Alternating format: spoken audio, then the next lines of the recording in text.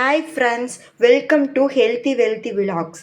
எல்லோரும் சந்தோஷமாகவும் ஆரோக்கியமாகவும் இருக்கிறீங்கன்னு நம்புகிறேன். இப்போ முட்டைக்கோஸ் பொரியல் எப்படி செய்கிறதுன்னு பார்க்கலாம். வீடியோ ஸ்கிப் பண்ணாமல் பாருங்கள் எங்கள் ஃப்ரெண்ட்ஸ். இப்போ என்னென்ன பொருள் எடுத்திருக்கேன்னு பார்க்கலாம். கடலப்பருப்பு, கடுகு, கருவேப்பிலை, ஒரு மீடியம் சைஸ் வெங்காயத்தை பொடுசாக நறுக்கி வச்சுருக்கேன், ஒரு பச்சை மிளகா, ஒரு வரமிளகா, அப்புறம் முட்டைக்கோஸை பொடியாக நறுக்கி கழுவி பொடியாக நறுக்கி வச்சுருக்கேங்க ஃப்ரெண்ட்ஸ். இப்போ வாங்க வீடியோக்குள்ளே போகலாம். ஃப்ரெண்ட்ஸ், இப்போ கடாய் வச்சுட்டேங்க ஃப்ரெண்ட்ஸ். இப்போ அடுப்பு பற்ற வச்சுக்கலாம்.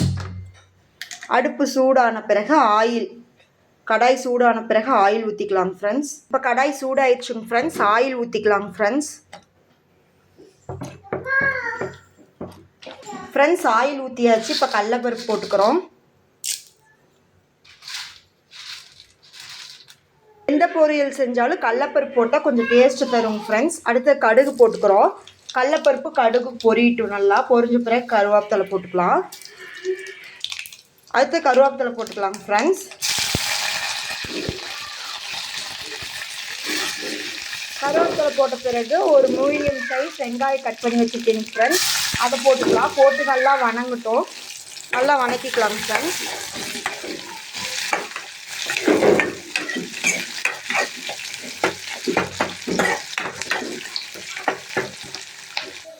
ஃப்ரெண்ட்ஸ், இப்போ ஒரு பச்சை மிளகா, ஒரு வரமிளகாவும் பொடிசாக நறுக்கி போட்டுக்கலாம். ஃப்ரெண்ட்ஸ், போட்டாச்சு. இப்போ முட்டைக்கோஸை வாஷ் பண்ணி வச்சுருக்கோம்ல, அந்த முட்டைக்கோஸை இதிலே போட்டு நல்லா வணக்கி விட்டுக்கலாம். ஃப்ரெண்ட்ஸ், இப்போ கொஞ்சம் மஞ்சத்தூள் போட்டுக்கலாம். மஞ்சத்தூளும் கல் உப்பு கொஞ்சம் போட்டு பரட்டி விட்டுக்கலாம். உங்களுக்கு தேவையான அளவு உப்பு போட்டுக்கோங்க. இதை நல்லா பரட்டி விட்டுக்கலாம் மசாலாவோட ஒன்றா. ஃப்ரெண்ட்ஸ், இப்போ பாருங்கள் ஃப்ரெண்ட்ஸ், நல்லா பரட்டி விட்டாச்சு. இப்போ தேவையான அளவு காய் மூழ்கிற அளவுக்கு தண்ணி ஊற்றிக்கலாம். ஃப்ரெண்ட்ஸ், இப்போ மூழ்கிற அளவுக்கு தண்ணி ஊற்றியாச்சு. ஊற்றி நல்லா காய் வேகட்டும். வெந்த பிறகு பார்க்கலாம். ஃப்ரெண்ட்ஸ், இப்போ காய் நல்லா வெந்துட்டுருக்கு பாருங்கள்.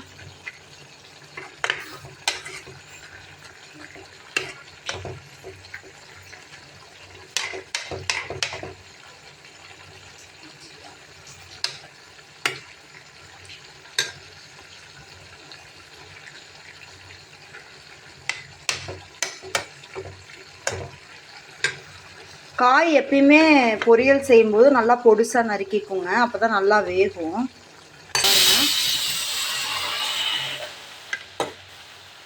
வெந்த பிறகு பார்க்கலாம் பாருங்கள். முட்டைக்கோஸ் பொரியல் ரெடி ஆயிடுச்சு. சிம்மில் வச்சு கொஞ்சம் சுண்டின பிறகு அடுப்பு ஆஃப் பண்ணிக்கலாம். சிம்லேயே வச்சு வேக விடுங்க.